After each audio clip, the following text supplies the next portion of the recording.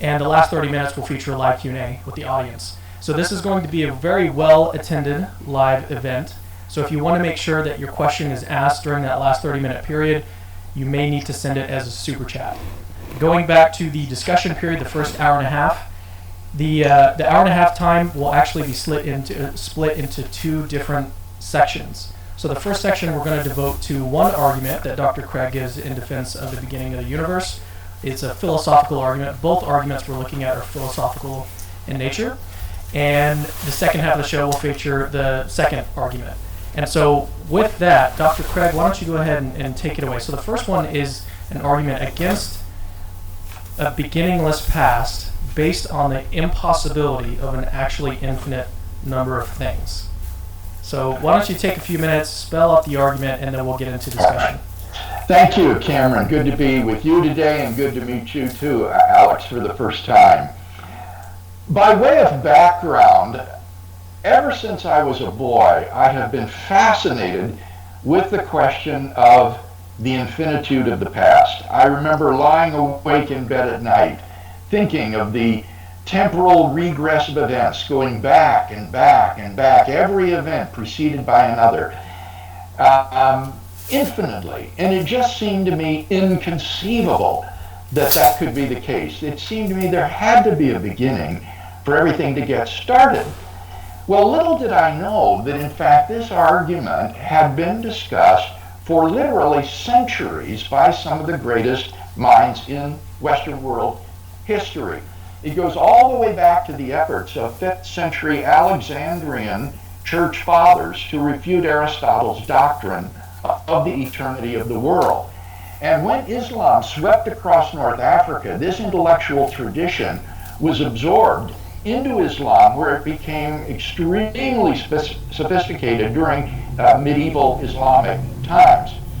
It was then passed on to Jewish thinkers in Muslim Spain, who lived side by side with Muslims, and they in turn transmitted the argument back into the Christian Latin West.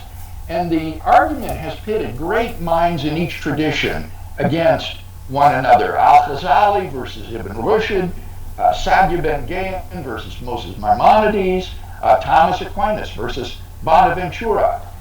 The argument came to something of an indecisive halt in Immanuel Kant's thesis concerning his first antinomy about time in his great critique of pure reason in 1781. Kant argued that the question of the finitude of the past has decisive, rationally compelling arguments for opposite conclusions, and that therefore it shows the bankruptcy of reason in giving us knowledge of reality. Well, after several centuries of eclipse, this argument has come roaring back into prominence in the late 20th and early 21st century, I think largely as a result of remarkable discoveries in astrophysical cosmology, which point to the past finitude of the universe, thus making people more open to the idea that the universe began to exist. And so I've defended two philosophical arguments, as you say, in defense of this premise. The first one is based upon the impossibility of the existence of an actual infinite, and the second is based upon the impossibility of forming an actual infinite by successive addition. Now, the first argument goes basically like this. An actually infinite number of things cannot exist. Second, a beginningless series of events in time is an actual infinite. Three, therefore, a beginningless series of events in time cannot exist. And the crucial premise, I think, in this argument is the first, that an actual infinite cannot exist. Viewers need to understand the difference between an actual infinite and a potential infinite. For most of Western world history, the only concept of the infinite that was available was that of a potential infinite. This is the idea of a collection which has a finite number of members but is always increasing limitlessly, or rather with infinity, as a limit. It is increasing endlessly with infinity as a limit.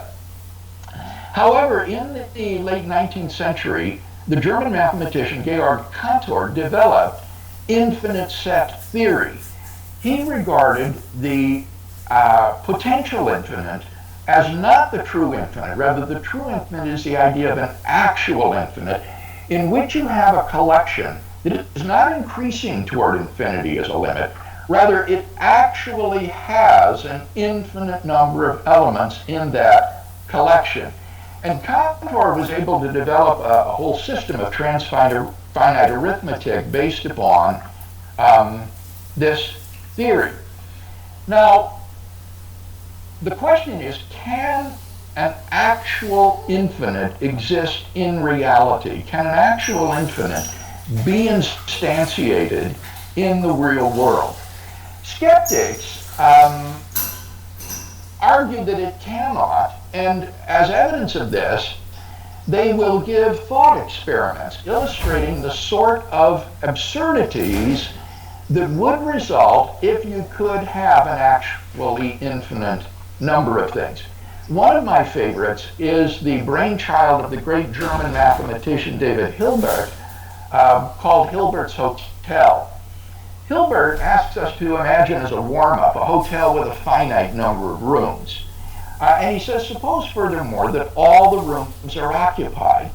If a new guest shows up at the front desk asking for a room, the manager apologizes, sorry, all the rooms are full, and the new guest is turned away. But now, Hilbert says, imagine a hotel with an actually infinite number of rooms. And suppose furthermore that every room is occupied. This needs to be clearly understood. There is a real flesh and blood person in every room throughout the infinite hotel. Now suppose a new guest shows up at the front desk asking for a room. Of course, says the manager. And he shifts the guest who was in room 1 into room 2. He takes the guest who was in room 2 and puts him in room 3. He takes the guest who was in room 3 and puts him in room 4 on out to infinity. As a result of these transpositions, room 1 now becomes vacant and the new guest gratefully checks in. And yet, before he arrived, all the rooms were already full. In fact, Hilbert says, an infinite number of new guests could show up at the front desk asking for a room. The proprietor says, no problem, no problem. And he shifts the guest who was in room 1 into room 2. The guest who was in room 2 into room 4. The guest who was in room 3 into room 6, and so on out to infinity, moving every guest into the room number twice his own. Now, since every number multiplied by 2 is always an even number, as a result of all these transpositions, the odd-numbered rooms become vacant, and so the infinity of new guests gratefully checks in. And yet, before they arrived, all the rooms were already occupied. I think that Hilbert's Hotel illustrates very dramatically that the existence of an actually infinite number of things in reality is metaphysically impossible. And since there's nothing about a hotel that is special in this case, this argument goes to show that you cannot have an actual infinite in reality. All right, so let's pick it up there. Alex, would you like to, where would you like to begin with this? Okay, so thanks for that, Bill. So I guess one place to start is at the right start of this, of course, the term actual infinite and the term potential infinite is coined by Aristotle. Aristotle had a different view to Bill, right? Aristotle thought that the past was infinite and the future was infinite. And he thought that you couldn't have an actual infinite couldn't exist. But the way he reconciles that is that the infinite past and the infinite future are potentially infinite, they're not actually infinite. And that's because Aristotle's understanding of an actual infinite is something like this, where so a quantity is actually infinite. And Aristotle says if its infinitude is present all at the same time, and a quantity is potentially infinite if its infinitude is spread out over time. right? So a line can be potentially infinitely divided in Aristotle's sense, because you can keep dividing it, right, over time. You can keep cutting it in half, cutting it in half, cutting it in half. And if the infinite divisibility is spread out over time, there's no one point in time where it's completely divided, right? The division is never finished, right? So that way, he thinks that if the infinity is spread out over time, then it's potentially infinite. And then if you kind of think about the extent of time, obviously time itself, the infinite past, is never infinite at any one point, right? Its infinitude is spread out over time. It is time. So in that sense, you can reconcile those two ideas. So just to put a marker in the sand that there are different ways of using these terms. In fact, there are lots of overlapping terms that use similar terminology. Use the same words. For instance, actual and potential in Aristotelian metaphysics means something slightly different to how they view this particular issue of infinity, right? So it's not necessarily the same thing to say that potential infinite is to do with potentialities or become actualized. For instance, a potential infinite can never become an actual infinite, right? According to Aristotle and according to Bill. So it can't be that a potential infinite just means something that could become infinite. Like, that's not what the word potential infinite means here. No. So for the sake of our conversation, I'm more than happy to just use the terminology the way that Bill does, because we're really talking about semantic difference here. So for potential infinite is just something that's increasing over time while remaining finite, but approaching infinity is a limit that it gets to. That's perfectly fine with me.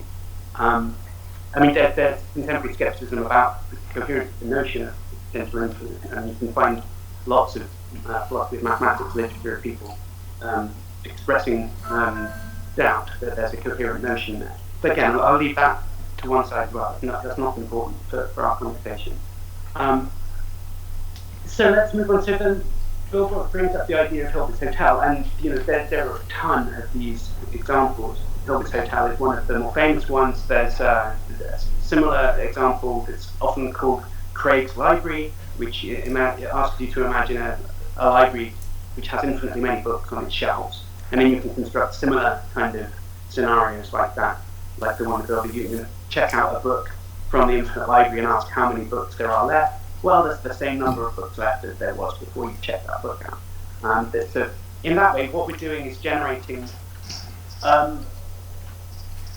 absurdities, which play around with this property that infinite sets have, that we call Cantor's property. It basically just says that you can, if a set or collection is infinite, then you can line up proper parts of it with the whole. You can show that proper parts are equinumerous with the whole. So there's just as many even numbers as there are whole numbers, for instance. And so any of these absurdities, it seems to me, always play on that property. So anything with that property is problematic and can't be instantiated by anything concrete. To take it that that's Bill's fundamental metaphysical claim here. And while I'm sort of sympathetic with that, I mean, it's intuitive, right? I think I do also wonder that it's not quite clear to me that there's necessarily a contradiction involved. There could be. It depends how we draw out the absurdity. And unless we do bring out a contradiction, it's not quite clear to me if saying that something is absurd is the same as saying that it's impossible. I mean, I kind of feel like absurd things. Well, absurdity is kind of in the eye of the beholder, right? Like, I mean, quantum mechanics has implications that many people would have considered to be absurd prior to their kind of empirical confirmation. Superposition, for instance, seems absurd. Quantum tunneling, right? How can something move through a solid body without sort of breaking through it like a bullet or something? And yet that sort of thing happens. What's called teleportation, blah, blah, blah. So there are things that you could think of as being absurd, but we've grown to live with their weird consequences. And I sort of feel like, I think some philosophers anyway, there's a decent chunk of philosophers who feel the same way as I do about that very well, they may be absurd, these consequences of actually infinite things, but we would prefer to see slightly more than that for us to feel confident in embracing the same conclusion that Bill does about that. I mean, maybe there are things that I think are absurd that are real, right? So maybe I could embrace an absurd thing, right? A philosopher has to be particularly open-minded about the strangeness of reality, and it might be that that's the case. So one of the things that comes to mind, real quick, one of the things that comes to mind is quantum mechanics, superposition. There's a few different things in quantum mechanics that seem, on the face of it, seem absurd, but we sort of just accept them because that's what we observe. That's right.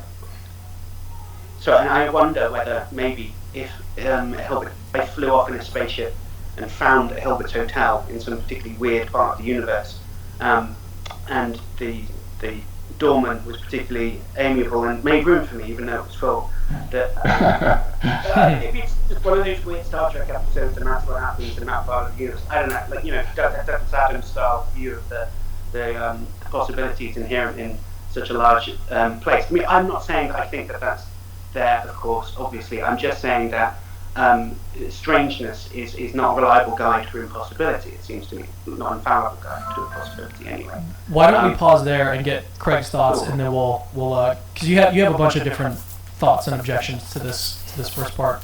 So let's get Craig's thoughts here, and then we'll move on.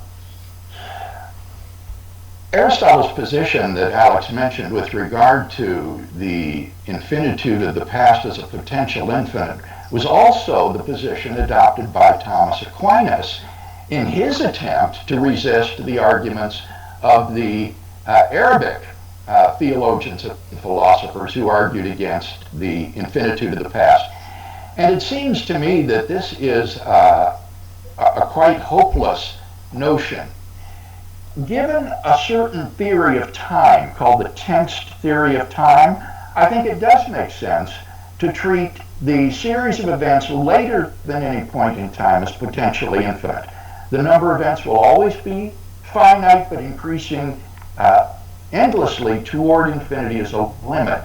But I think it makes no sense at all to treat the past as potentially infinite.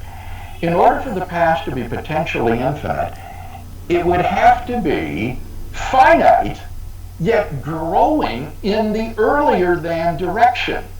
And that's just completely contrary to the nature of time, which involves temporal succession of one moment after another in the later than direction.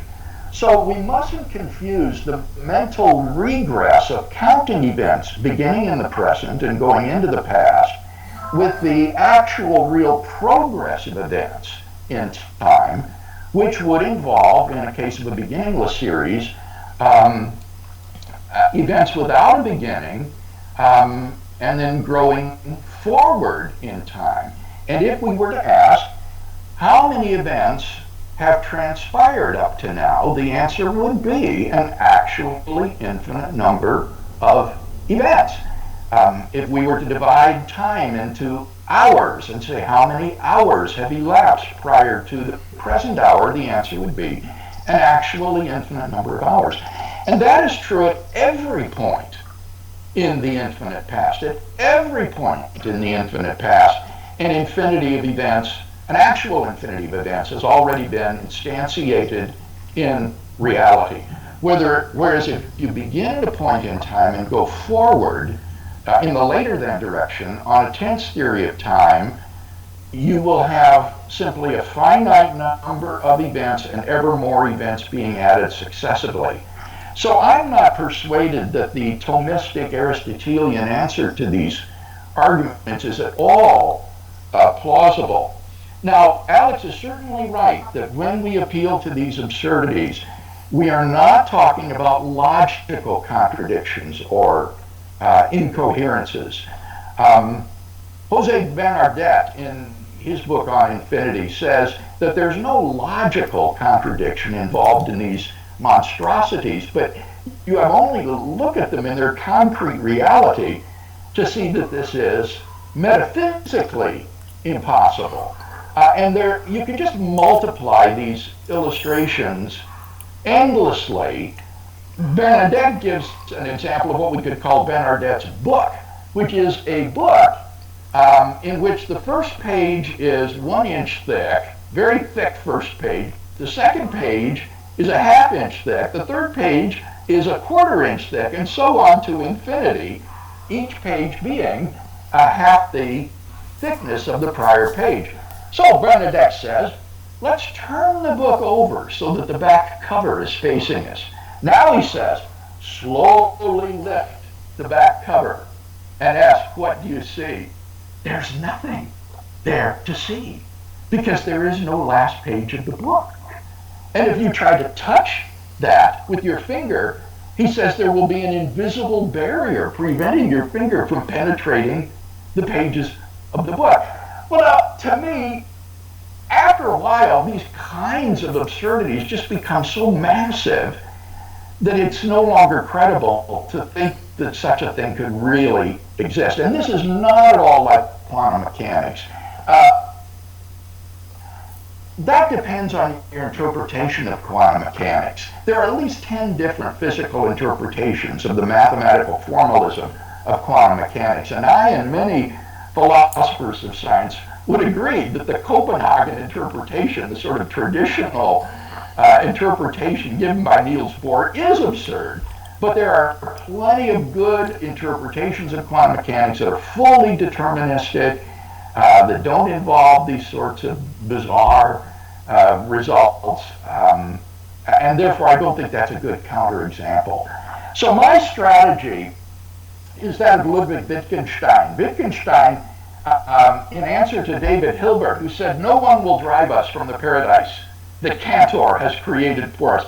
Wittgenstein says, I wouldn't dream of trying to drive anyone from this paradise. Instead, he said, I'd do something quite different. I try to show them that it's not a paradise, so that you'll leave of your own accord. He says, I would say, just look about you. You're welcome to this. And that's the same approach that I would take. If you're willing to swallow these sorts of absurdities, it's okay. I can't move you from that, but I'm going to leave the Cantorian paradise to the realm of the conceptual rather than the realm of the real. Okay, I'm going to try and not respond to everything that feels to me like I want to respond to. So, I mean, we could keep talking about Aristotle's idea, but let's put a pin in that because it's not the most directly relevant thing. And I'm quite happy to concede that the quantum mechanics analogy is an analogy only, and it's not absurd in the same way as the proposal that actually infinite things would be. Quite happy with that being they're different. I was only drawing a passing analogy to illustrate the point. I think I'm happy with them being different. And let me just very quickly say that Benedetti is very skilled at bringing out crazy sounding implications of the actual infinite. That's true. That's where we get the Grim Reaper paradox from, for instance, as well as a number of others.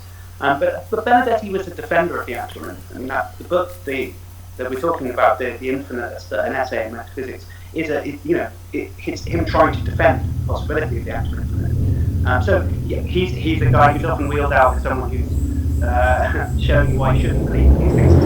But he was quite happy.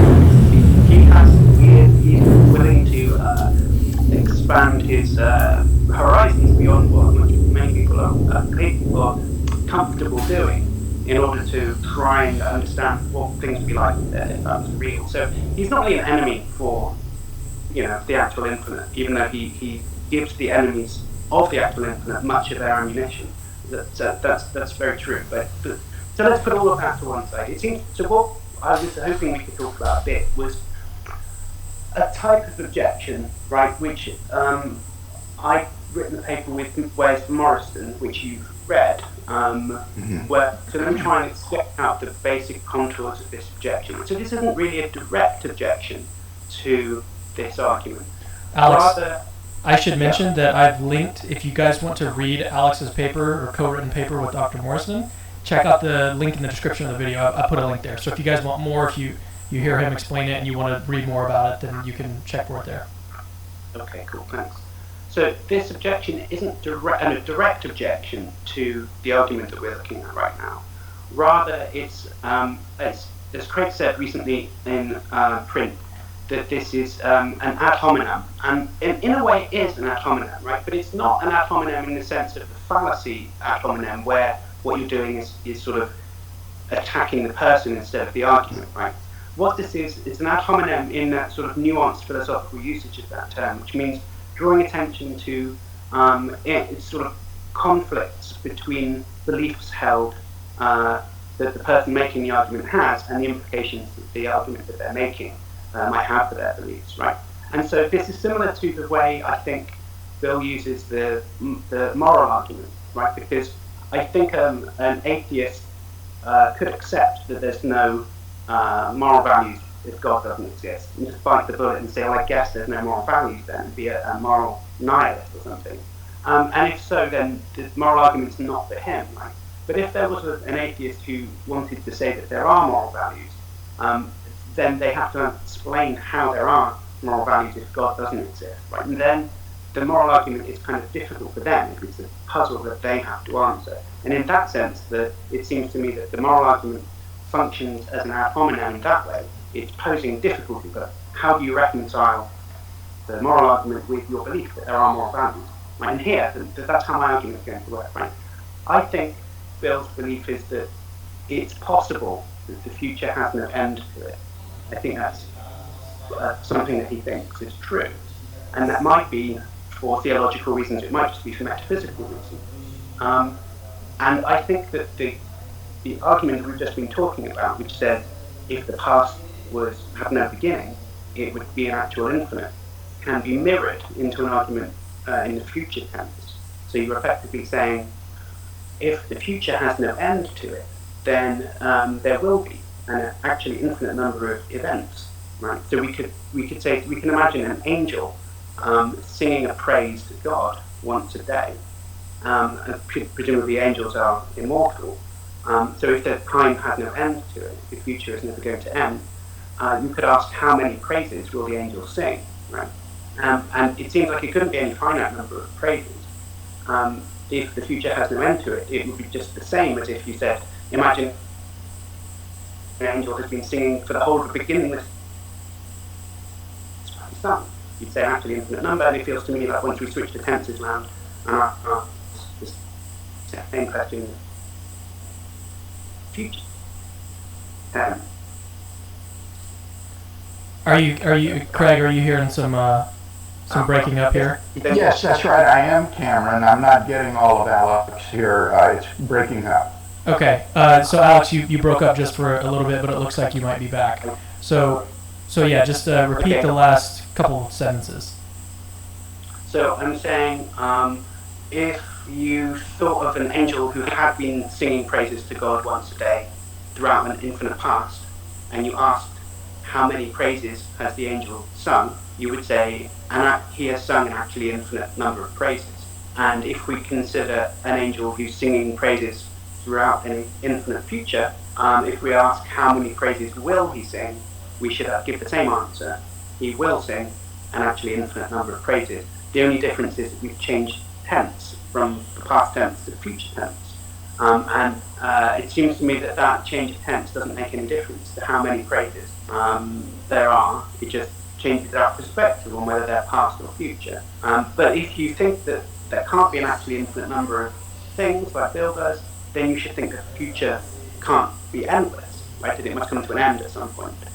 So this is a question of how do you reconcile the belief that it's possible that the future is endless with this mirroring, right, temporal mirroring of the argument we were just discussing.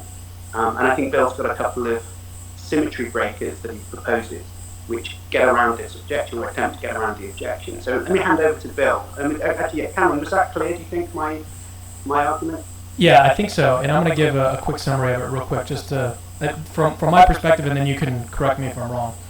So it sounds like what you're saying is that when we're looking at the past, there's an infinite number of things. The person who wants to say that the past is infinite, there's an infinite series of events that happen. But what you're saying is that just in the same way as there's an infinite number of things in the past, if we think about something that's happening in an endless future, like angels, then we still have an infinite number of things, and it would be an actual infinite if we ask the right question. If we say, how many times will this angel, or how many times will, that's the emphasis I want to put, how many times will this angel repeat this phrase? And the answer will be if the future is infinite, and if they are actually singing this every day, then the answer will be an infinite number of things. And so what you and Morrison point out in the paper is that there's got to be some kind of symmetry breaker. And I think that's a technical term that might go over the heads of some of the audience that's watching, but a symmetry breaker is where, in Craig's case, when he wants to say with the past, there can't be an infinite series, there can't be an infinite past, because of, at least with this first argument, against an actual infinite. If this works against an infinite past, what Alex and Morrison are saying is that it's also going to work against an infinite future. And so you can't have an infinite future, or you've got to find some breaker between the situation with the past and the situation with the future, and it doesn't seem like we have that kind of breaker. At least that's what Alex and Morrison believe and argue in the paper. So I think that was, I saw you nodding a bunch, so hopefully that was clear enough. That was good. Yes. Well, I have a 5-point response to this. Of course you do. The first two responses show problems with the objection itself. The second three provide reformulations of the argument that break the parallelism clearly between past and future. Now, I won't try to talk about all of those now so as not to dominate the conversation, but Alex has already anticipated my first point and raised it for me. Namely, I think that this argument is just an ad hominem objection. It doesn't expose any flaw in the reasoning. It doesn't show any fallacy in the argument for the finitude of the past. All it says is that it applies with equal force to the future. And it is aimed, therefore, at only certain people. For example, those who believe in personal immortality, or those who believe in angels, or in the case of Andrew Loke's formulation, those who believe in God. Can I just pause you there very quickly? I think it's aimed also at people who believe it's possible that the future is endless. It's not that you don't have to think that it actually is, or that anyone lives forever, right? Of course, those people do, right? But the more what am I trying to say?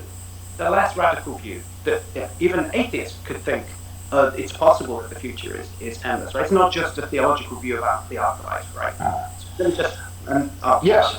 What I would say in that case is that the argument then is question begging, if not ad hominem. Namely, it just assumes that an endless future is possible, even though you have an allegedly flawless argument that it's not.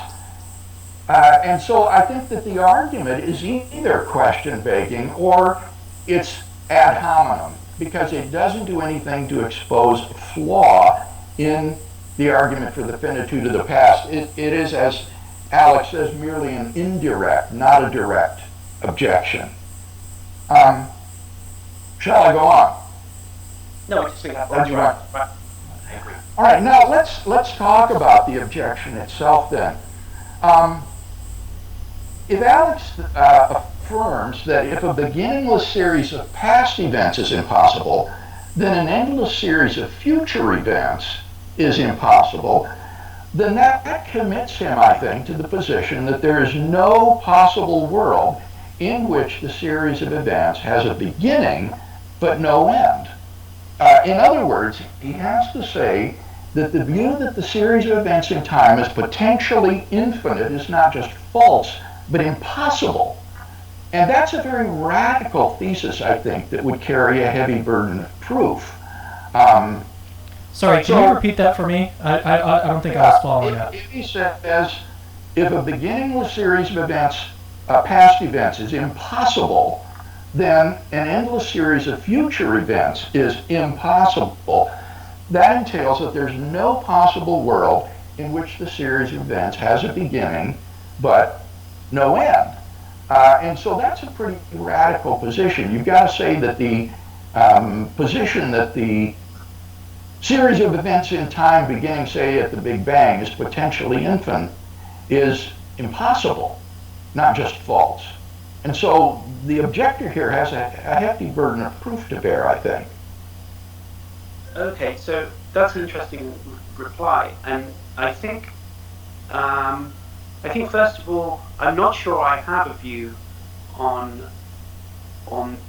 that exact question in particular. For instance, I'm not sure that I think that past or future is either infinite or finite. I just think it's beyond my ken, for one thing. But what I do think is that the balancing act of the argument exploiting, I think the consequence would be that the temporally asymmetrical metaphysical views are out, and temporally symmetrical metaphysical views are in.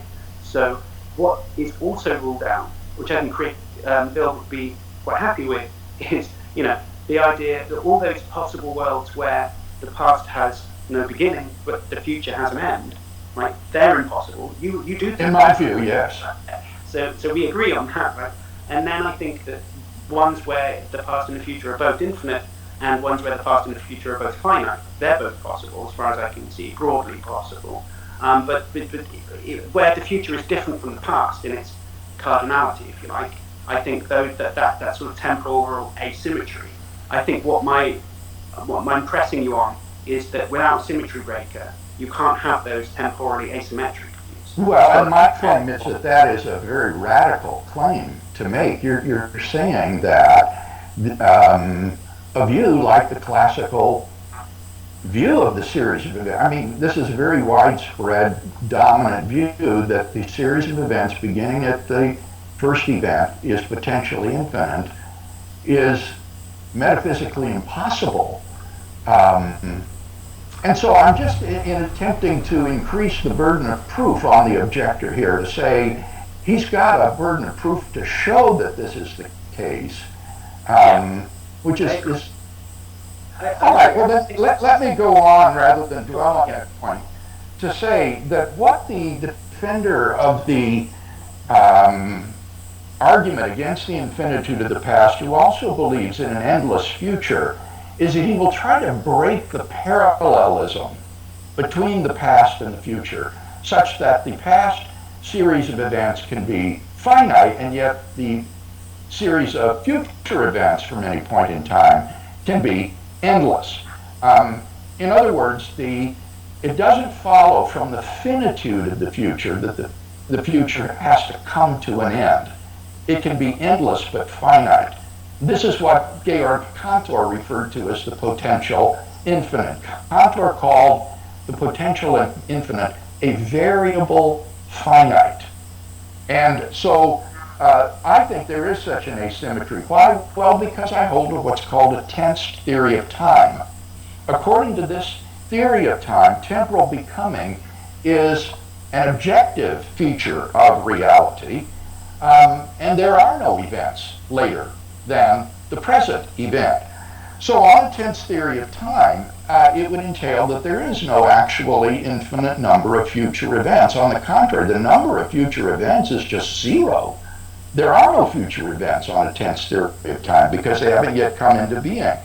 But the series of events from any arbitrary point in time going in the later than direction will always be potentially infinite. That is to say, it's always finite, but it's increasing toward infinity as a limit. It is potentially infinite.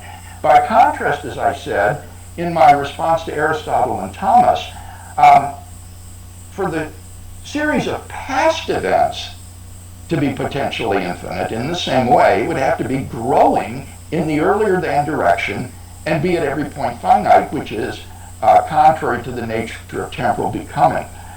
So I would say that given the possibility of a tensed theory of time, we have an asymmetry between the past to deflect the force of this objection, past and future. Perhaps it'd be helpful to get a little bit clearer on your theory of time, your tense theory of time.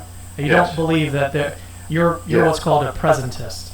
So it's only the moment that exists right now is the only moment that exists, and so the future is merely potential. The past doesn't exist anymore. What exists is the present moment, and so that's why you're saying you can get this sort of symmetry. Now, one objection that I've seen, and even in your defenders class, some people have brought this up, is that, well, if the past is not real, how can you say that there's an infinite number of past events? Mm-hmm. because we can count them. They have been instantiated in reality. I've made it clear that when I say that an actual infinite cannot exist, I mean it cannot be instantiated in the real world. And clearly past events have been instantiated in the real world. The medievals would say they have exited from their causes, whereas future events have not exited from their causes. They have not been instantiated in reality. On a tense theory of time, they are unreal. Now, to clarify the difference between these competing views of time, on a tenseless theory of time, the future series of events is just as real and existent as the past series of events. And the notion of past, present, and future is purely a subjective feature of human consciousness, rather like the here in space. There is no place in space that is objectively here. It is wherever the subjective observer is located. And similarly, on the tenseless theory of time, there is no objective now. Just different observers at their respective temporal locations will observe their moment to be now. So these are two contrasting views of time, and I would agree with Alex that if you are a tenseless theorist of time, then there is no symmetry breaker between the past and future, and it would imply on a tenseless theory of time that the future will come to an end, just as the past has a beginning. But my claim is that if you have a tensed theory of time, according to which temporal becoming is not subjective, but a real and objective mind-independent feature of reality, then it makes perfect sense to say that the past, though endless, is finite. Now, I know that this is going to probably upset both of you guys, but we're almost at the point where we've got to transition to the second half of the first part of the show, so we can move on to the argument from the impossibility of forming an actual infinite from successive addition. So, Alex, why don't you give a response to this, and then if we can, move on. But, Bill, I know that you might have some things to say, so we'll just see where we can go. Sure, I would, but Alex may have the last word, of course. Okay. Thank you. I am increasingly, as I studied that response, Bill's famous back response, I increasingly find that to be wrong, right? With all due respect, I disagree very strongly with that, because so saying that there are no future events, we have to be very careful to get our tenses correct, right? I'm not making an objection presupposed to B theory. I'm more than happy to converse in the language of the A theory. Very comfortable talking about tenses. My PhD was in tense logic, for instance. That's a language I'm very familiar with. So it's not that I'm making a B theory objection. It's just that, look, of course, on presentism there are no future events, right? There are no, like now, present tense. And of course, there also are no past events now, right? There's only the present event. So it's not a symmetry breaker there, just to appeal to the non-existence of future events, if what you mean is not currently existing, because that's true of past events too, they don't currently exist. And Bill said, well, they have existed, and that's the difference. But of course, future events will exist, right? So it feels to me like once you get your tenses in order, then we're back to a symmetrical situation again. Tenses are symmetrical by their very nature, right? Everything you can say in the future tense, you can say in the past tense. There's no axiom of tense asymmetry or something like that. They're symmetrical. So, look, here's it seems to me that this is a subtle point, but it was very important for this, right? That I think Bill switches from the future tense to the future perfect tense when he's talking about the accumulation of things over time as it increases towards infinity as a limit without getting there. And I think that when he says that the future is potentially infinite, he's saying the number of events that will have been, which is the future perfect tense, is always finite and increases as time passes. And so here's an analogy. I think if you were to imagine, say, putting a marble into a jar, every day that goes past, right? Once a day you put a marble into a jar. Let's say you do it at midnight. As time passes, you'll be putting more and more marbles into this jar, and the number of marbles in the jar would increase. It would always be finite, but it would be increasing. And if time continued like that forever, there'd always be a finite number of marbles in the jar. But that number would be increasing forever, approaching infinity, but it would never actually get there. Right? So the number of marbles in the jar could be a potential infinite. But then you've got to ask yourself, what is the number of the jar counting? Right? It's counting the days that have been. Right, at that point, at any point, if I look at the jar, and each one of them corresponds to a day that's in the past as of that moment, right? So what's increasing potentially infinitely, is the past, right? The future, wherever I'm getting these marbles from, some big pile of marbles that's in front of me, that's the future, not the marbles in the jar, right? It's the marbles that I'm taking out. And if I can keep taking marbles forever and putting them in the jar, there has to be an infinite number of marbles in front of me, right? That's the future. They always talk about marbles that are in the jar, right? But I think that he's just switching from the future tense to the future perfect tense when he does that. And it feels to me, once you get your tenses in order, then that whole objection, it stops being a symmetry breaker. It's effectively changing subject from what the question was about. But I know we disagree about that. And it would be nice to talk more about that. We could talk about that exact point, I think, for a couple of hours without really getting much further with it. But I mean, I'm very interested to hear what your reply to that is, if you can spend a moment outlining what you think of that. I can say just one thing, and that is, I think your own illustration shows there will never be an infinite number of marbles in the jar. I do not mean simply there will not have been, but there will not be an infinite number of marbles in the jar. So it is simply false that there will be an actually infinite number of events. It will always be finite. Well, okay, that's a number of events, because as I said, each marble in the jar corresponds to a day that's passed. So, and I agree with you, the past will never be actually infinite. But we're talking about the future, right? The marbles I haven't put in the jar yet. There are no such marbles. Well, I mean, we're talking here, remember, temple becoming is real. The marbles need to come into being. It's not as though you've got a pile of future marbles. We're talking about temple becoming, right? Okay, so let's suppose the marbles pop into existence just before I drop them into the jar, right? Right. How many marbles will pop into existence? Right? Potentially infinite number. A potential infinite number, but there will never be an infinite number of marbles that pop into existence. It still feels that's not right. The number of, if I ask how many, as of any time, how many marbles will I have put in the jar, then I agree with you, potentially infinite. But the ones that I will put in, how many will pop into existence that I'll put in the jar? If I never stop doing it, then I will put, there is an actually infinite amount of marbles that will be put in the jar, even though there's no time. No, that's not true. There will never be an infinite number of marbles that you put into the jar.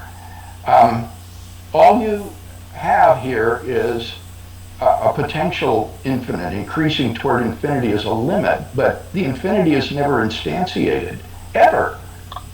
And it doesn't do any good to change to the past or the future perfect. The pure future is enough. All right, let's go ahead and move on. I think that what you can do, Alex, because you guys have a discussion planned after this, right? And so in the description of the video, once that video is up, I'm going to link to it. Are you guys still planning on doing that? A future discussion? I haven't heard of such a thing. No, this is news to me. Okay. Well, we'll see what we can do. If we can put together another discussion, or if you guys want to organize one on Alex's channel. Either way, I think it's time to move on, and this has been super interesting already, but if we can, let's move on to the second philosophical argument that you present in your work, Dr. Craig. And so just, again, take about 5 minutes or so laying out the argument, and then we'll get Alex's thoughts. Okay. Let's suppose that Alex is right, and that an actually infinite number of things can exist. There's a second independent argument for the finitude of the past, based upon the impossibility of forming an actual infinite by successive addition. it's important for your viewers to understand that in infinite set theory, there is no successive formation of infinite sets. All of the members of an infinite set are given simultaneously by the definition of membership. But there is no account at all of adding members one after another to arrive at infinity.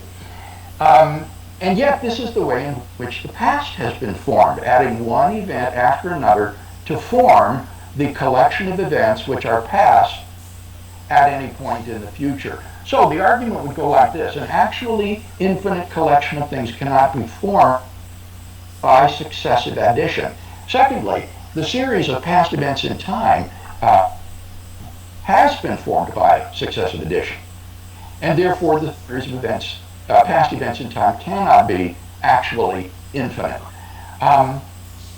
And you can illustrate this, as medievals and others have done, with some very charming illustrations. For example, Al-Ghazali imagined Jupiter and Saturn orbiting the sun at different rates, so that every time Saturn goes around the sun once, Jupiter goes around twice. And if they orbit forever without an end, the discrepancy between the number of orbits completed by Jupiter and the number completed by Saturn will grow and grow. They will become increasingly divergent from each other. Indeed, they will approach a limit at which Jupiter is infinitely far behind, or Saturn is infinitely far behind Jupiter, sorry. Now, turn it around and ask, what would be the case if Saturn and Jupiter have been orbiting the sun from eternity? Which one will have completed the most orbits by today? Well, the answer mathematically is they're equal. They have both completed an actually infinite number of orbits. But this seems absurd, because the longer they revolve about the sun, the greater the disparity becomes between them. So how in the world does this difference suddenly evaporate simply by making the number of, or making the series of revolutions about the sun beginningless? It seems, again, crazy. And then Alex mentioned earlier the Grim Reaper paradox that Alexander Proust and Kuhns have used. This is another illustration of the absurdity of forming an actual infinite by successive addition. In this story, we are to imagine that you are alive at midnight. But at 1 a.m., if you're still alive then, the Grim Reaper will swing his scythe and kill you. But then there's another Grim Reaper, number 2, who will kill you at 12:30 a.m. if you're still alive then. But then there's a third Grim Reaper at 12:15 who will kill you if you're still alive then, and so on ad infinitum.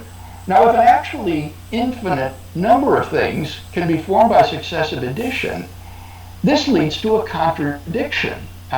Namely, you cannot live past midnight, and yet you cannot be killed by any Grim Reaper, because before anyone could kill you, you would have already been killed.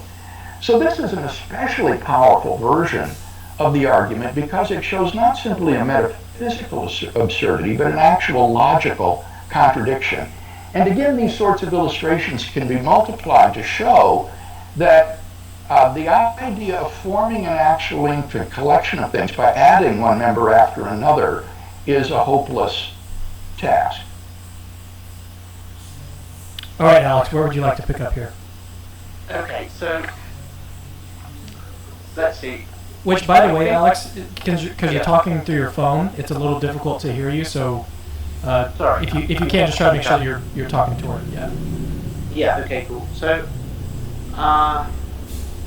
let's see. So with the revolutions of planets, I think it's a really good example for bringing out the weirdness of the infinite property we were talking about before, where if a set of collection is actually infinite, then you can show that there are proper parts that are sort of equivalent to the whole, because just as Jupiter and Saturn have done the same number of orbits, it's kind of also true that Saturn's only done half as many orbits as Jupiter too, right? That both of those hold in the same way that you can kind of say, well, obviously there's only half as many even numbers as there are whole numbers, but there's kind of also the same number, right? The notion of fewer than and equinumerous kind of break down when we're talking about infinite sets, and I think that we kind of, once you learn the rules of grammar of infinity, we just learn to sort of say that both of those things.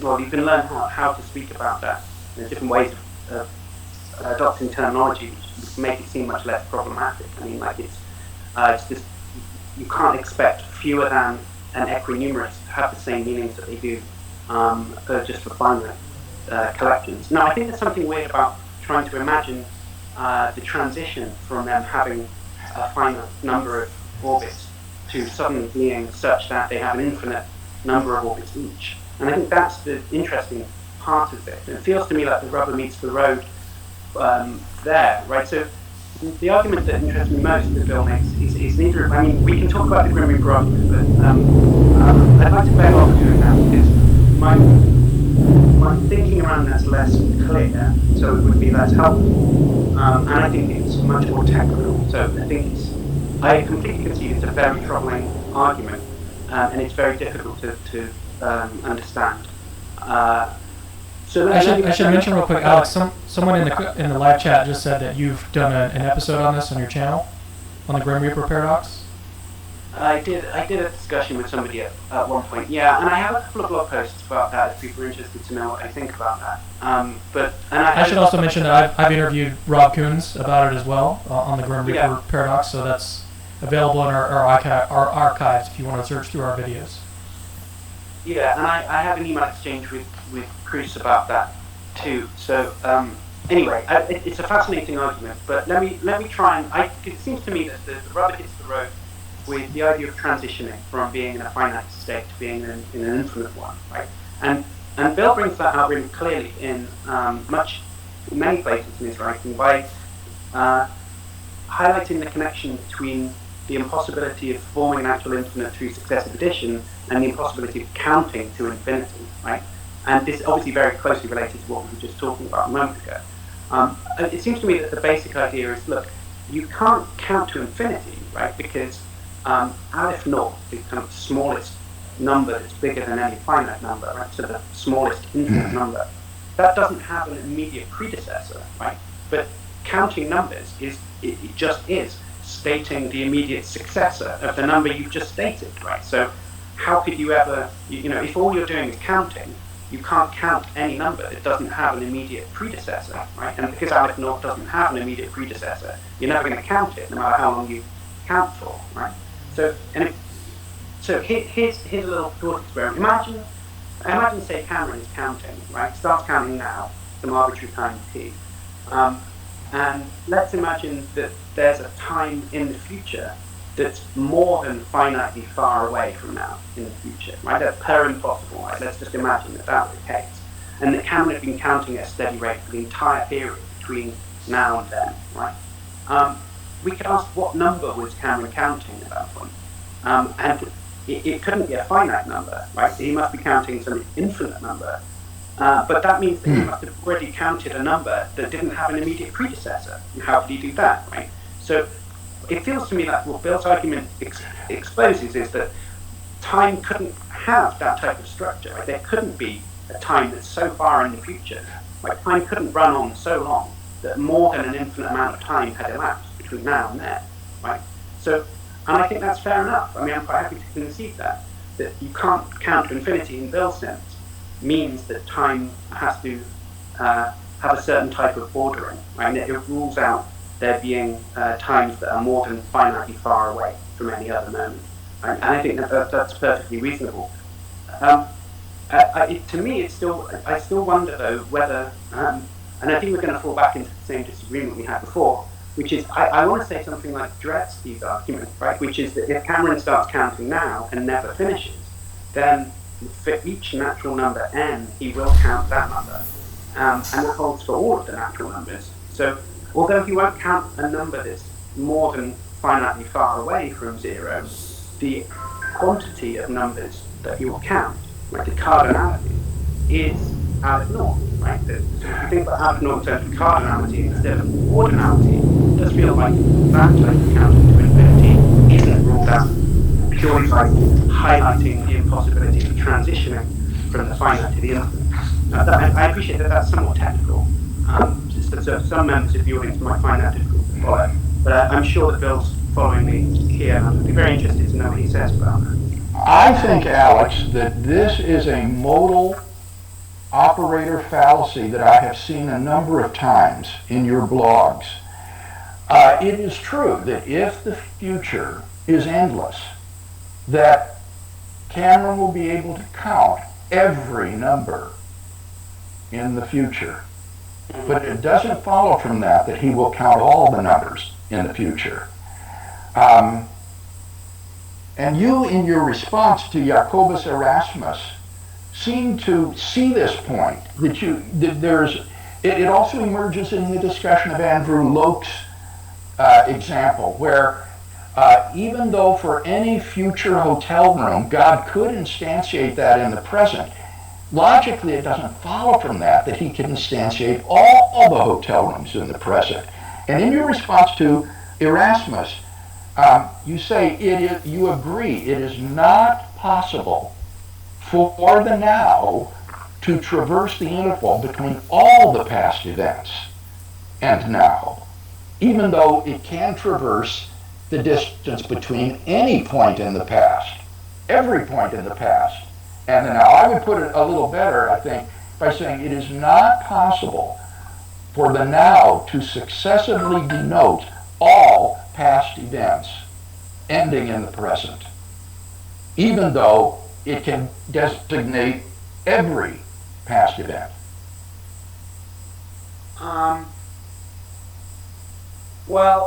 So if it's possible, if it's possible that Cameron counts to any m, right? Yes. Presumably it is. Why?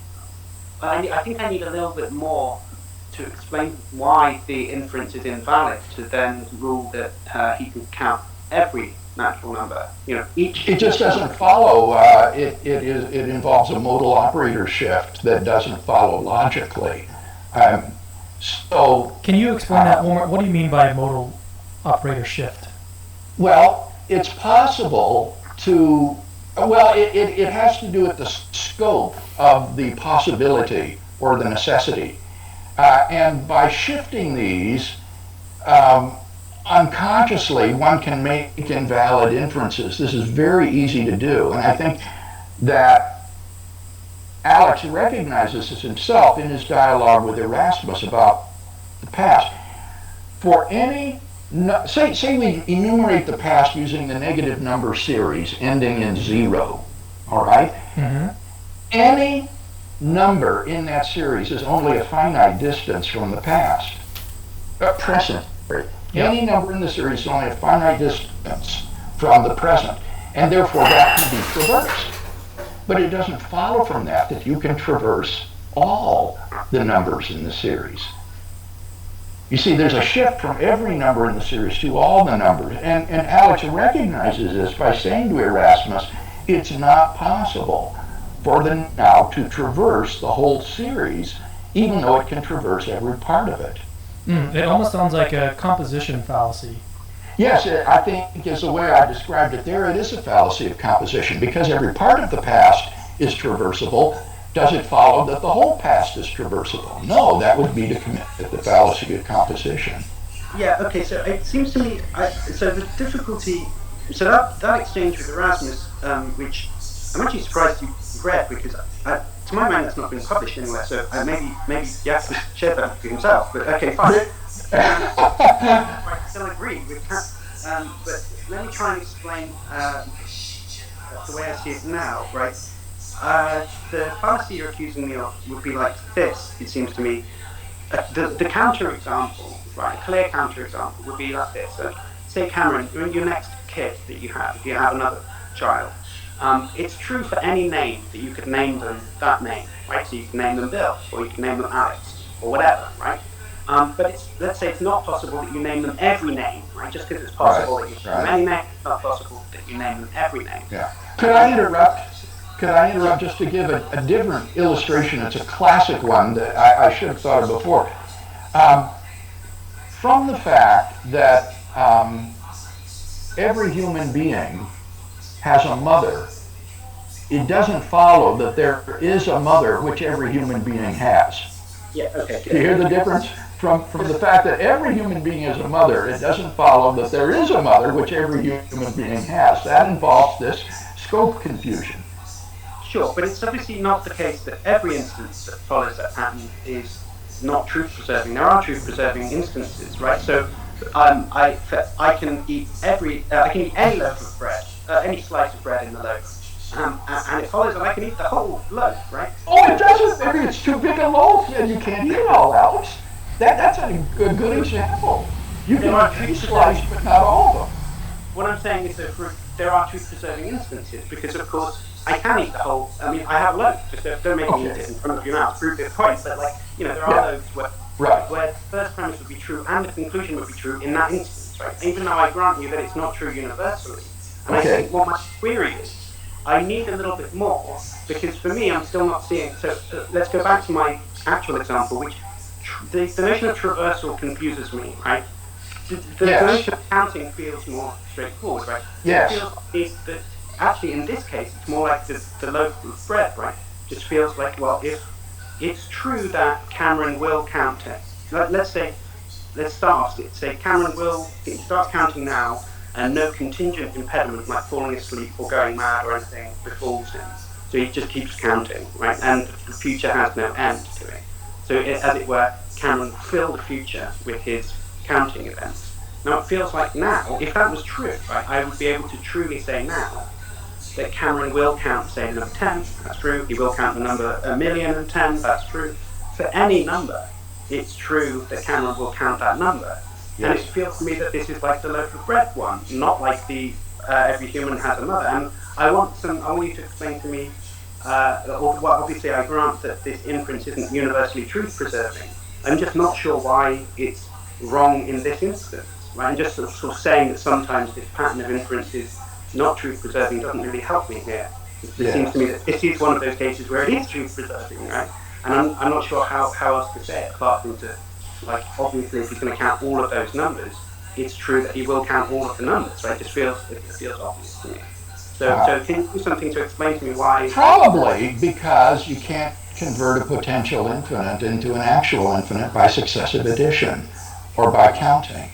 And that's why, as I say, set theory has been purged of all temporal notions. You have to just have the actual infinite given tenselessly by the definition of set membership, but you can't get there by successive addition. And this is well illustrated in Russell's Tristram Shandy story, where you remember Tristram Shandy writes his autobiography so slowly that it takes him a whole year to record the events of a single day of his life. And he worries that he'll never at this rate be able to write all his autobiography. And what Russell said was that if Tristram Shandy lives forever, then there is no page in the autobiography that will remain unwritten, but it doesn't follow that Tristram Shandy will therefore complete his autobiography. That would be to make that same fallacious quantifier shift or operator shift. So I think again, if this comes back down to the notion of converting potential infinite into an actual infinite, I mean, I feel like we're having the same conversation we did a few moments ago, because it feels to me like what's potentially infinite here is the future perfect version, right? If I say how many numbers will Cameron count? How many numbers will Cameron have counted? Can you tell me what future perfect means? I should have asked you that earlier. Will have, right? It will have been the P, as opposed to it will be the P.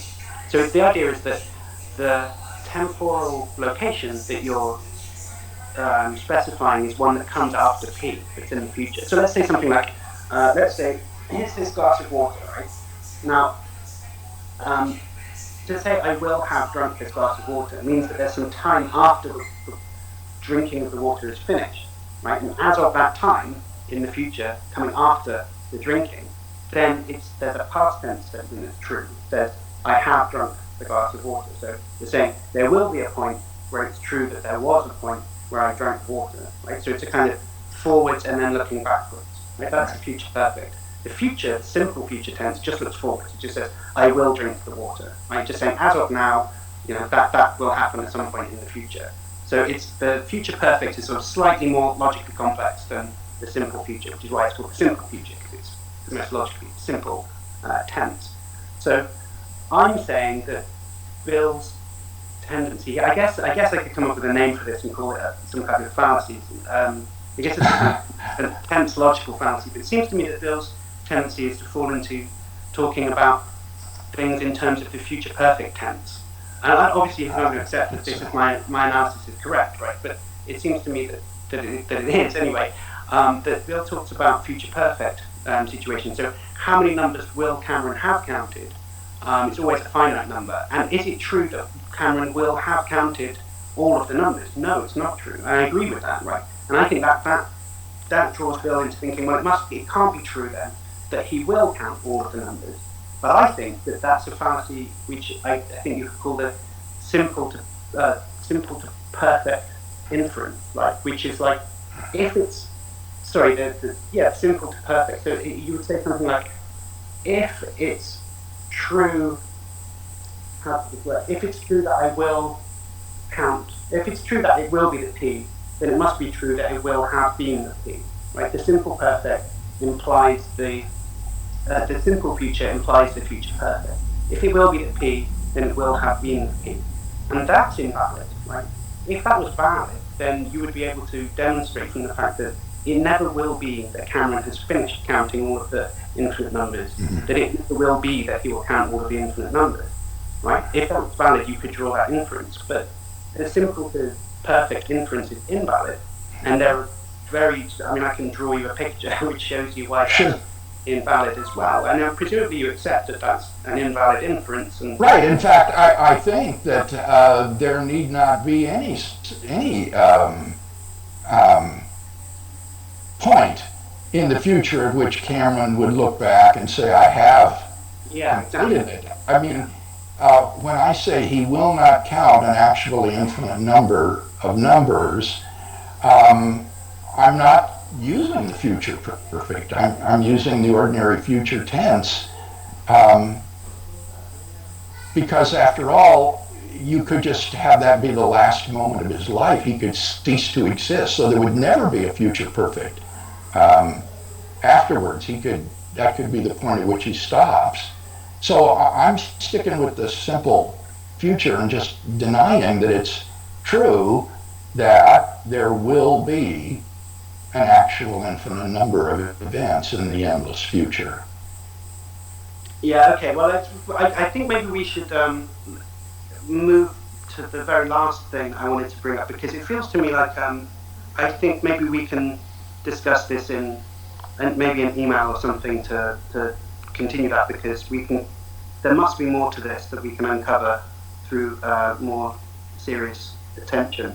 But I just feel like if we keep talking about this now, we're going to go around and around in circles, because I'm going to keep saying the same thing, and I think you will too, and we'll both be unmoved by each other's replies.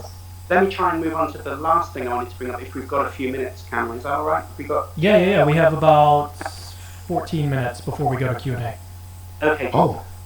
The counting upwards to infinity, right? So the idea of Cameron starting counting now, and will he get to infinity, blah, blah, blah. In a sense, that's all preamble, right? Because it doesn't really matter. Yes. In the sense that what's really analogous would be, can Cameron have counted down from infinity? Because that's what maps up the idea of beginningless past.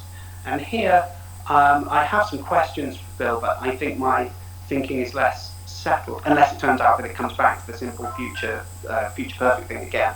Let's hope not. Let's hope we can go somewhere new with this. Bill's got a type of objection here. So the idea would be, you come across someone and they're going, 3, 2, 1, 0. Phew, I just finished counting all of the numbers in reverse from infinity in the past, and this is the point where I finished. And this idea comes, I think, initially from Wittgenstein, who said something about somebody reciting the digits of pi backwards, and how that would be unreasonable to believe in any circumstance that happened. And it's similar to the kind of absurdity objections we were talking about before. But I think Bill has, he has something that it seems to me is either a passage I don't understand, which may well be true, or it's a passage which I think really contains two distinct arguments. One of which is an appeal to the principle of sufficient reason, which is to say something like, there's just no explanation for how this person finished at this point rather than some other point. And then you could just say something like, there are no events that violate the principle of sufficient reason. This would be an event that violates the principle of sufficient reason, therefore this event is impossible. And you could run a little argument like that. But there's another argument that Bill poses, which is something like this, which is to say, imagine Cameron was finishing his countdown now, then rewind the clock 10 minutes, he would have already had an infinite amount of time elapsed previously. And then Bill says things like, well, so he should have finished already by that point. But then that's true also, of course, if we ran 10 minutes before that as well, he should have finished by that point too. What this shows, I think, in this argument, unless I'm misunderstanding it, is that you can kind of keep saying that about earlier and earlier points, and that if the inference each time is that Cameron should have finished by that point already, there's no point at which it's not true that he should have finished already, and that kind of means that he would never be counting at any point in the past, because he should have already finished at every point in the past. And that seems like it's a different argument altogether, because it's not saying, well, here's the thing with no explanation. It's saying, here's a thing which is impossible, because it would have already finished beforehand. So it seems to me that those are two different arguments, yet Bill always talks about them in the same context, and I think different authors have understood what he says there in different ways. So it's a good opportunity for me to find out more about how about that. Right. The argument is a dialectical one in which the reasoning proceeds through various steps. So the initial puzzle is, how could anyone count down all the negative numbers ending at today?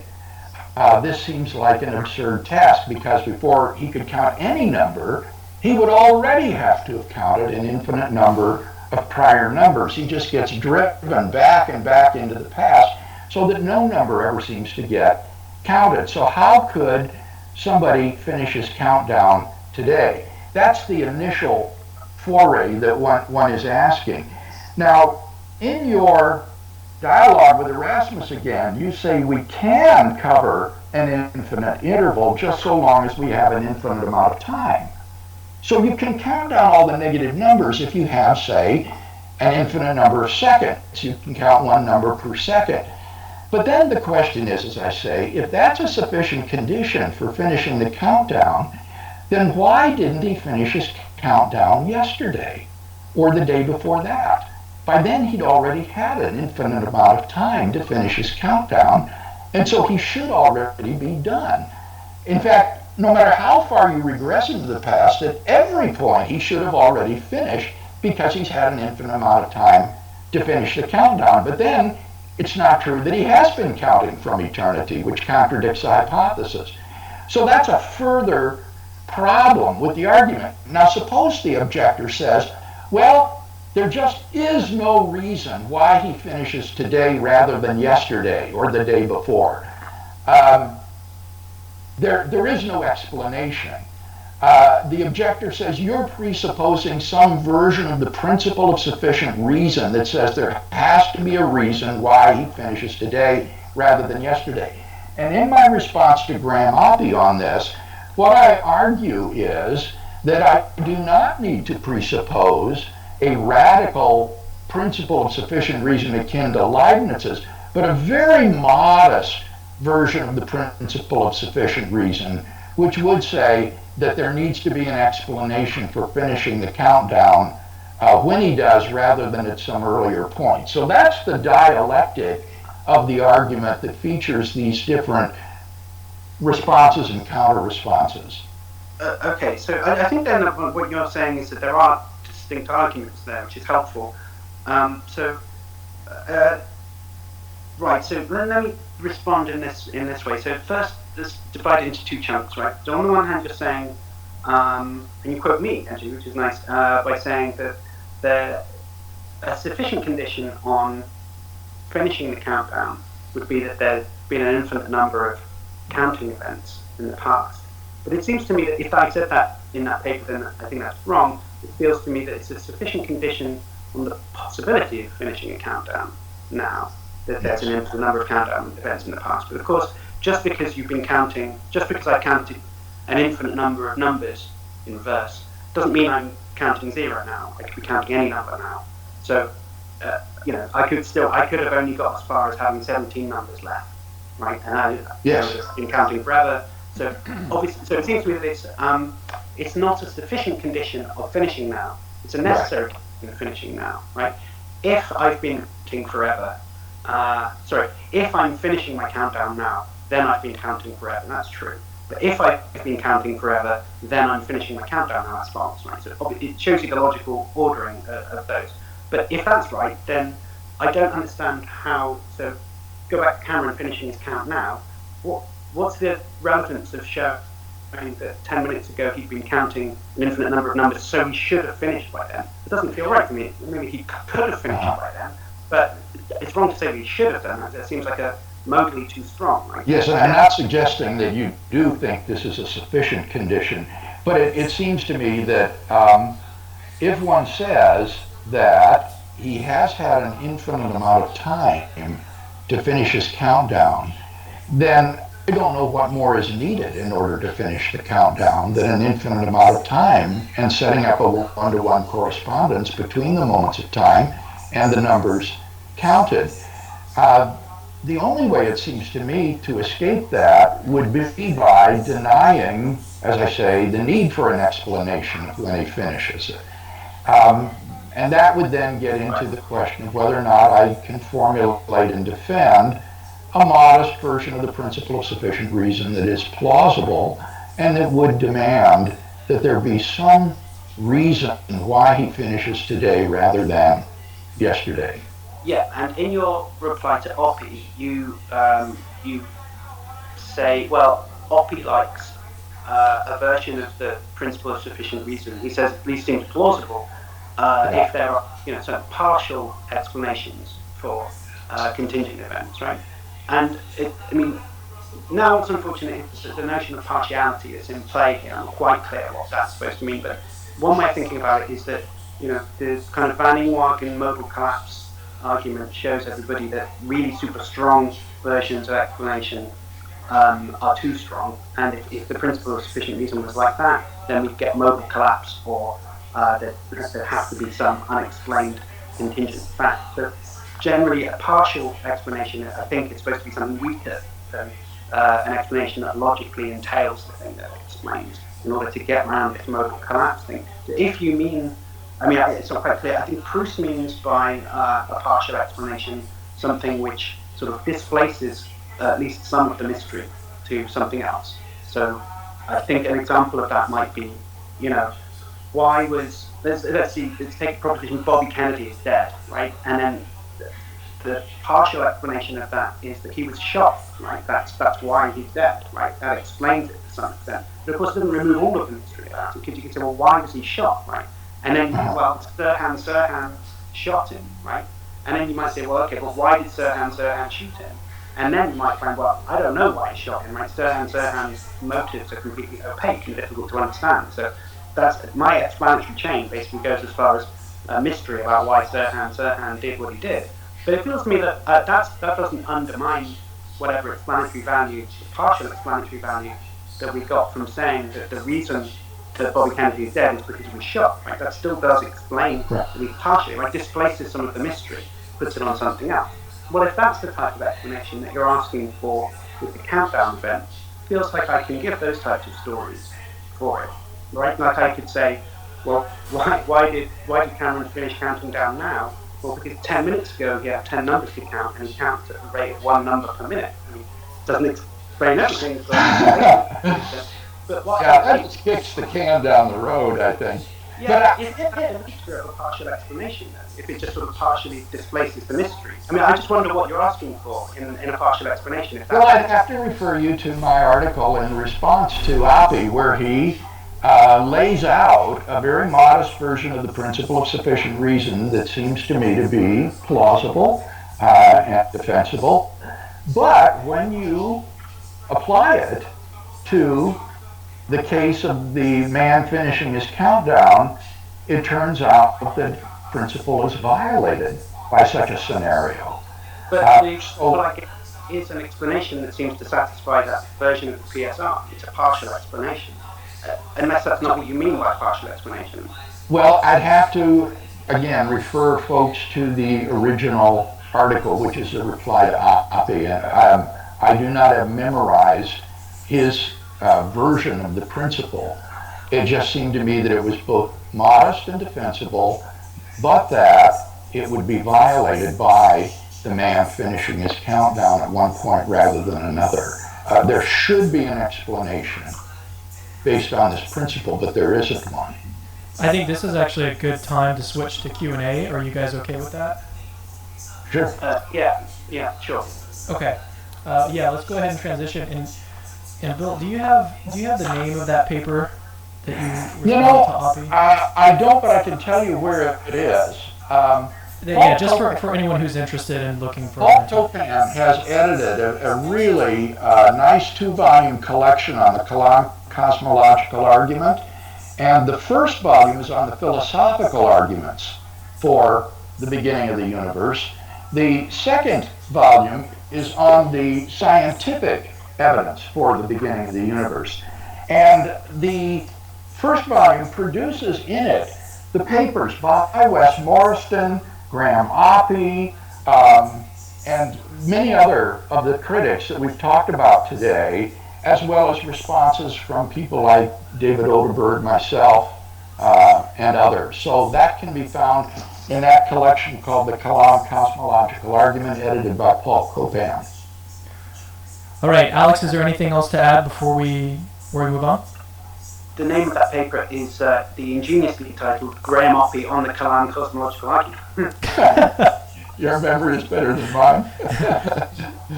Okay, so let's move on to questions. All right, this one is from Andrew Hinson. He asked us earlier on, and it was through a super chat, so thank you for that, Hinson, or Andrew. He says, my question, calculus shows us that the limit of x as it approaches infinity is infinity.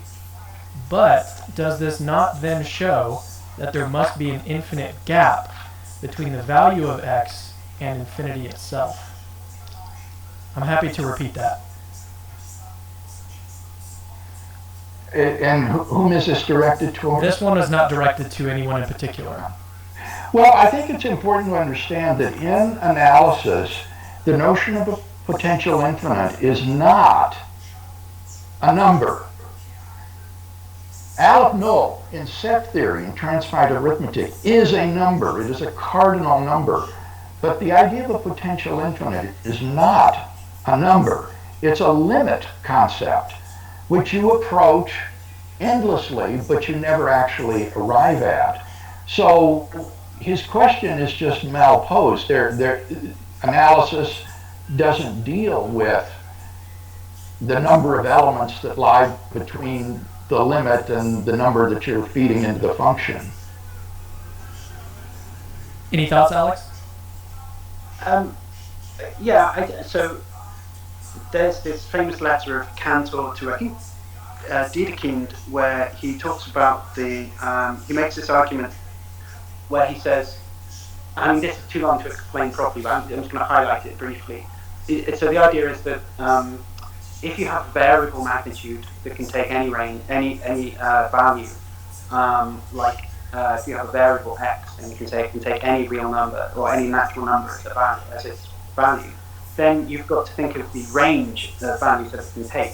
And although it's reasonable to consider the variable itself as a potential infinite, something that can sort of slide along this scale as far as you like in one direction, if you consider the range, which would be all of the values that it can take, kind of scale along which it's sliding, that has to be actually infinite, says Cantor, for the variable to be slidable infinitely in this direction.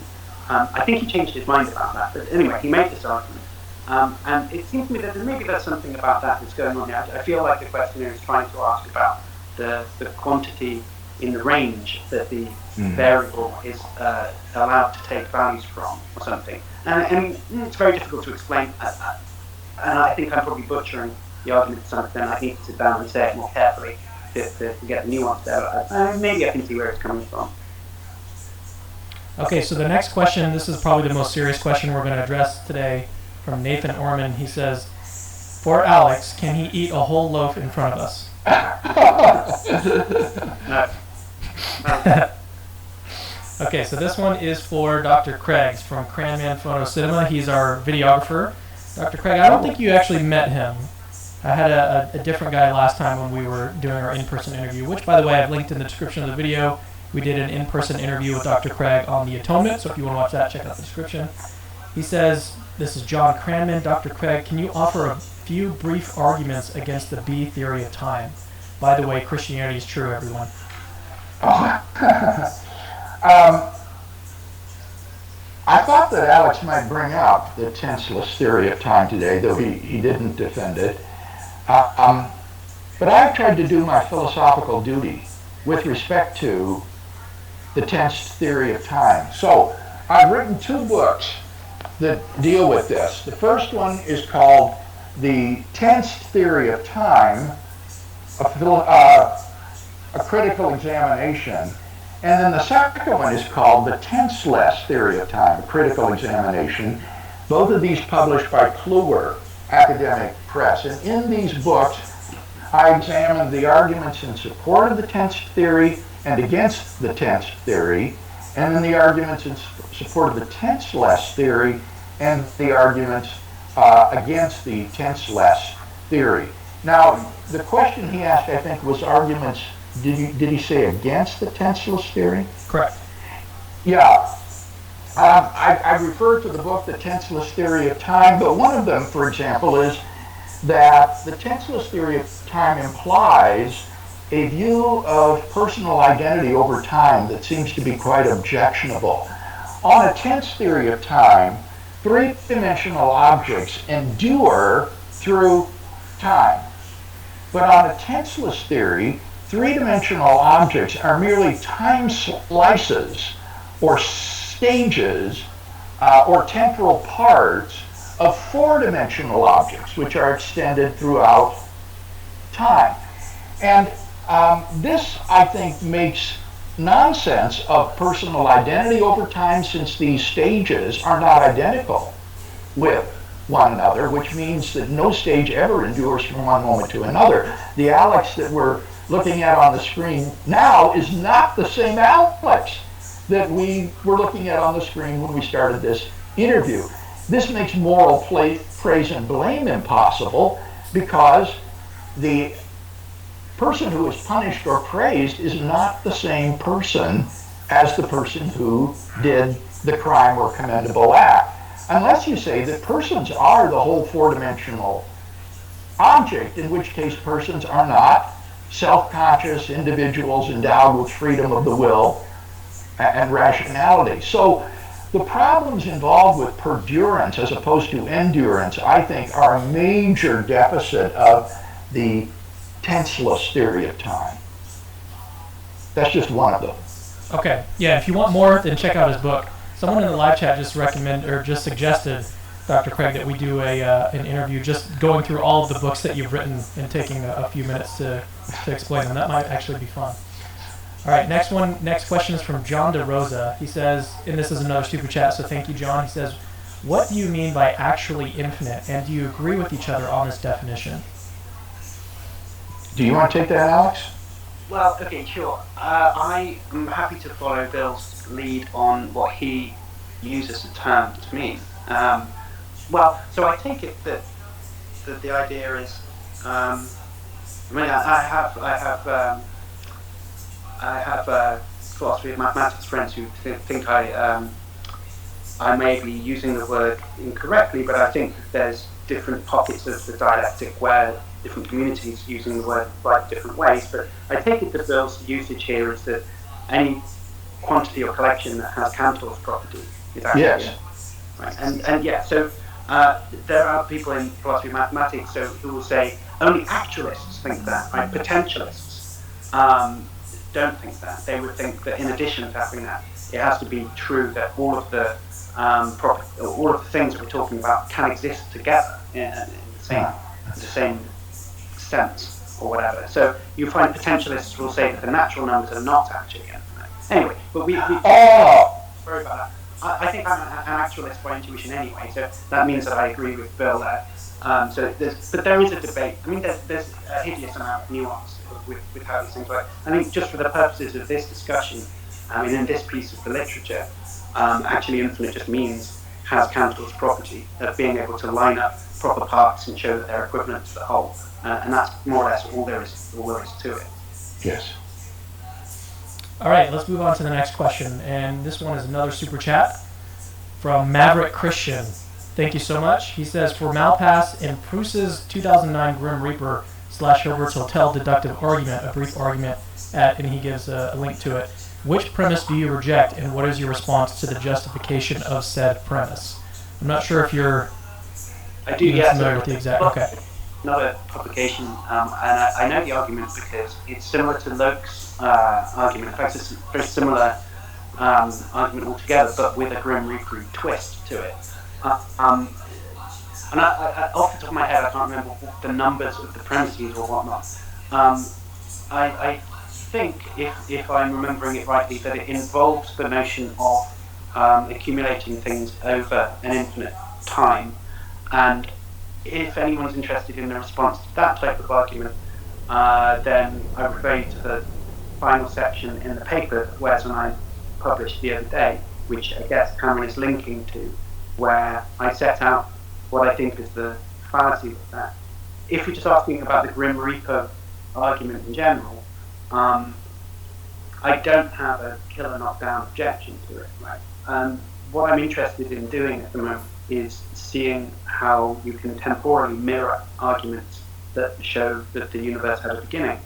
And the Grim Reaper argument is one of the more interesting ones to do that with. So Cohen has this nice argument about mirroring a bunch of arguments for the beginning of time, and he has a version of mirroring the Grim Reaper argument to show that it must also imply that the future has an end. And I developed that to some extent, but I won't go into the detail now because it will take me about 10 minutes to get to explain the idea properly, and I'm not 100% sure whether it has any merits or not. It might be a dead end, so I'll spare the audience the unnecessary detail.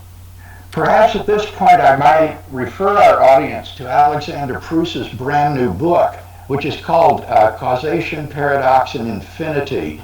This is, I think, the most brilliant book on the long cosmological argument ever written. It just came out last year, and it is really a tour de force.